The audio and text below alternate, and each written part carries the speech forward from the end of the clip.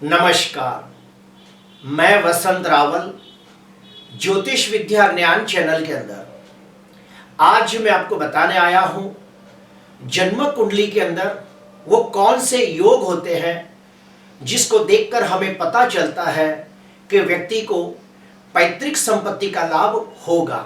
तो आइए गहराई से जानते हैं। जन्म कुंडली के अंदर नवम भाव पिता का होता है।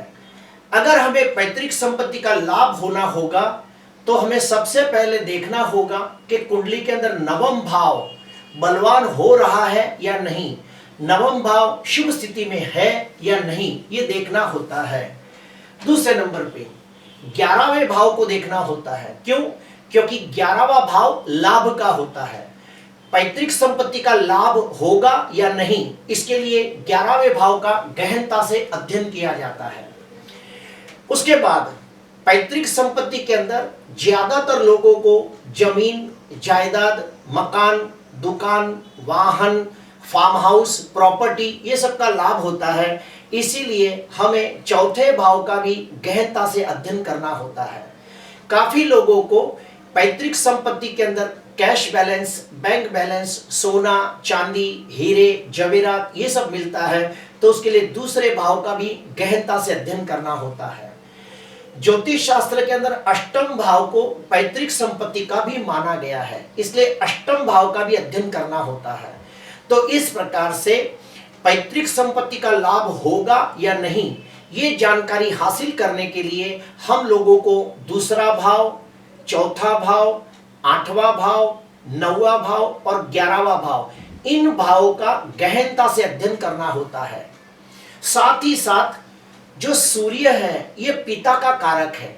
अगर कुंडली के अंदर सूर्य बलवान होकर केंद्र में, त्रिकोण में या फिर दूसरे 11वें भाव में बैठा हो तो ऐसे लोगों को निश्चित तौर पे पैतृक संपत्ति बहुत आसानी से मिल जाती है। उसके बाद जो गुरु है ये भाग्य का कारक है और लाभ का कारक है। अगर कुंडली के अंदर गुरु बलवान होकर केंद्र में, त्रिकोण में या फिर दूसरे 11वें भाव में बैठा हो तो भी ऐसे व्यक्ति को पैतृक संपत्ति बहुत आसानी से मिल जाती है और बहुत ज्यादा मिलती है।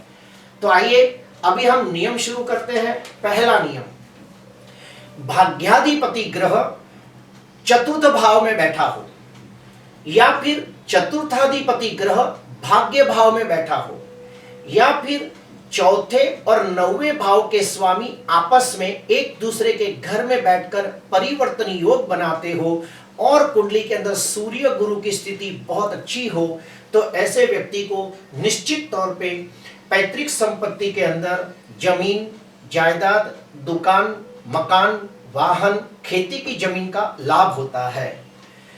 दूसरा नियम, भाग्येश ग्रह और लाभेश ग्रह, भाग्येश और लाभेश की शुभ युति अगर चतुर्थ भाव में होती हो और चतुर्थाधिपति ग्रह अगर जो बलवान होकर केंद्र में, त्रिकोण में या दूसरे 11वें भाव में बैठा हो और कुंडली के अंदर सूर्य गुरु की स्थिति शुभ होती हो तो ऐसे व्यक्ति को भी पैतृक संपत्ति के अंदर जमीन, जायदाद, मकान, दुकान, खेती की जमीन, फार्म हाउस, ऐसी सब चीजों का लाभ हो सकता है। उसके बाद आता है तीसरा नियम, चतुर्थेश और भाग्येश ये दोनों की शुभ युति अगर लाभ स्थान में होती हो और लाभाधिपति ग्रह चौथे, 9वें या 11वें भाव में बैठा हो और सूर्य गुरु की स्थिति शुभ होती हो तो भी ऐसे व्यक्ति को जमीन, जायदाद, मकान, दुकान, खेती, ऐसी सब चीजों का लाभ होते देखा गया है। चौथा नियम, अगर भाग्येश ग्रह, ध्यान से सुनना, भाग्येश ग्रह धन स्थान में बैठा हो या फिर धनाधिपति भाग्य स्थान में बैठा हो या फिर धन स्थान और भाग्य स्थान के स्वामी आपस में एक दूसरे के घर में बैठकर परिवर्तन योग बनाते हो और कुंडली के अंदर सूर्य गुरु की स्थिति बलवान होती हो तो ऐसे व्यक्ति को पैतृक संपत्ति के अंदर सोना, चांदी, हीरे, जवेरात, कैश बैलेंस, बैंक बैलेंस, ये सब चीजों का लाभ होता है।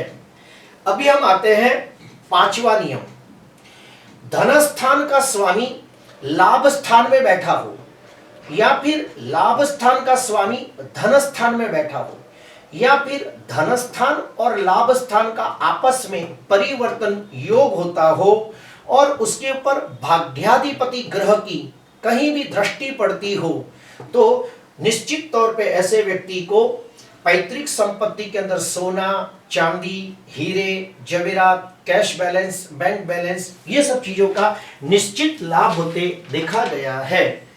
उसके बाद आता है छठवां नियम, चतुर्थेश और लाभेश। ध्यान से सुनना, चतुर्थेश और लाभेश की शुभ युति अगर भाग्य स्थान में होती हो और भाग्याधिपति ग्रह चौथे, 9वें या फिर 11वें भाव में बैठा हो और कुंडली के अंदर सूर्य गुरु की स्थिति बलवान होती हो, तो ऐसे व्यक्ति को निश्चित तौर पे जमीन, जायदाद, मकान, दुकान, फार्म हाउस, खेती की जमीन, ये सब चीजों का लाभ होता है पैतृक संपत्ति के अंदर। अभी हम 7वां नियम देखेंगे। तो चतुर्थेश, भाग्येश और लाभेश, ध्यान से सुनना, चतुर्थेश, भाग्येश और लाभेश, ये तीनों ग्रहों की शुभ युति, अंशात्मक युति अगर लग्न भाव में होती हो और कुंडली के अंदर सूर्य या गुरु ये ग्रह बलवान होकर अगर ये युति को देखते हो, तो ऐसे व्यक्ति को भी पैतृक संपत्ति के अंदर जमीन, जायदाद, मकान, दुकान, खेती, फार्म हाउस, सोना चांदी, ये सब चीजों का लाभ होते देखा गया है। 8वां नियम, चतुर्थेश, भाग्येश और लाभेश। फिर से बोलता हूं, चतुर्थेश, भाग्येश और लाभेश, ये तीनों ग्रहों की शुभ युति पंचम भाव में अंशात्मक दृष्टि से होती हो और उसके ऊपर बलवान सूर्य और गुरु की दृष्टि पड़ती हो, या फिर सूर्य गुरु बलवान होकर केंद्र त्रिकोण में बैठे हो, तो भी ऐसे व्यक्ति को खानदानी प्रॉपर्टी यानी कि पैतृक संपत्ति के अंदर जमीन, जायदाद, मकान, दुकान, खेती, ये सबका लाभ होता है।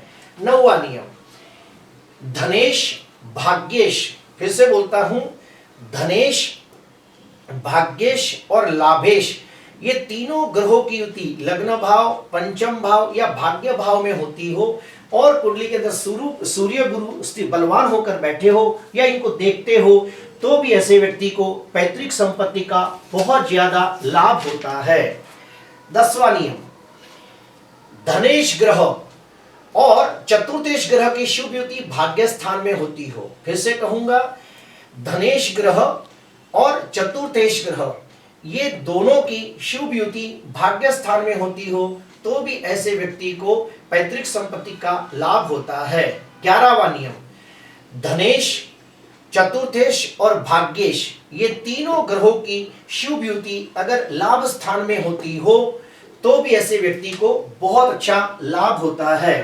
देखिए इधर मैं बताता हूं, धनेश, चतुर्थेश और भाग्येश, ये तीनों ग्रहों की युति अगर लाभ स्थान में होती हो और उसके ऊपर सूर्य गुरु की दृष्टि पड़ती हो और सूर्य गुरु बलवान हो, तो भी पैतृक संपत्ति का लाभ होता है। अभी हम लोग आखिरी नियम को जानेंगे, 12वां नियम, चतुर्थेश, अष्टमेश और लाभेश। चतुर्थेश, अष्टमेश और लाभेश की युति अगर भाग्य स्थान में होती हो, तो भी पैतृक संपत्ति का योग बनता है। अभी हम लोग जानेंगे कि काफी बार ऐसा होता है कि पैतृक संपत्ति प्राप्त करने में कुछ दिक्कतें आती है, अड़चन आती है, तो उसका फायदा कैसे लिया जाए। तो सुनिए, सबसे पहला, श्राद्ध के दिनों में रोज के कम से कम 5 या 11 ब्राह्मणों को भोजन करवाना चाहिए और उनका आशीर्वाद ग्रहण करना चाहिए। किसी तीर्थ स्थान में जाकर नारायण बलि, नाग बलि और त्रिपिंडी श्राद्ध की पूजा करवानी चाहिए। और पैतृक संपत्ति के जो स्वामी है वो है कुबेर जी, तो कुबेर जी का अनुष्ठान करना चाहिए। और ये पैतृक संपत्ति कब मिलती है? जब लग्नेश, पंचमेश और भाग्येश इन ग्रहों की महादशा, अंतर्दशा, प्रत्यंतर दशा आती है, तब पैतृक संपत्ति का लाभ होता है। आज के लिए बस इतना ही। आपको अच्छा लगा हो तो जरूर लाइक करना, सब्सक्राइब करना। नमस्कार।